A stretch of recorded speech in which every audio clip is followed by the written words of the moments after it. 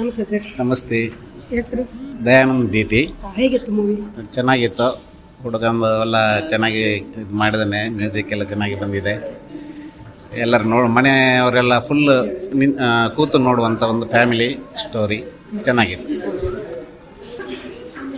ನಮಸ್ತೆ sir.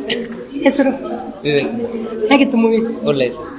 Experience ತೊಂದರೆ ಇಲ್ಲ, ಒಂದು ಫೀಲಿಂಗ್ ಆಗಿ ಚೆಂದ.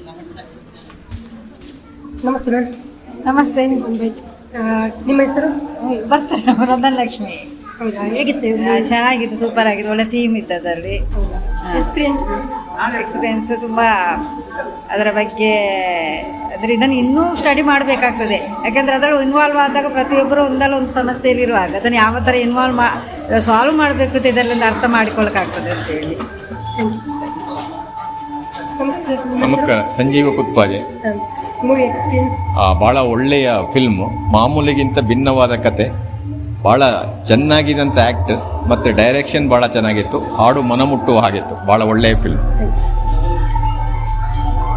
ತುಂಬ ಚೆನ್ನಾಗಿತ್ತು ಫಿಲ್ಮ್. ಭಾವತೀರಯಾನ ಇನ್ನೊಮ್ಮೆ ನೋಡಬೇಕು ಅಂತ ಅನಿಸ್ತಾ ಇದೆ. ಭಾಳ ಭಾವಪೂರ್ಣಕವಾಗಿ ಭಾಳ ಚೆನ್ನಾಗಿ ಮೂಡಿ ಬಂದಿದೆ. ಸೂಪರ್. ಸರ್, ನಿಮ್ಮ ಹೆಸರು? ನನ್ನ ಹೆಸರು ದೀಪಕ್ ಅಂತ, ನಾನು ಸುಳ್ಳೆಯಿಂದ ಬಂದಿದ್ದೇನೆ. ಒಳ್ಳೆ ಮೂವಿಯನ್ನು ನೋಡಿದೆ, ತುಂಬ ಖುಷಿ ಆಯಿತು. ಯಾಕೆಂತ ಹೇಳಿದರೆ ಈಗಿನ ಪರಿಸ್ಥಿತಿಗೆ ಇಂಥ ಒಂದು ಮೂವಿಯ ಖಂಡಿತ ಅವಶ್ಯಕತೆ ಉಂಟು.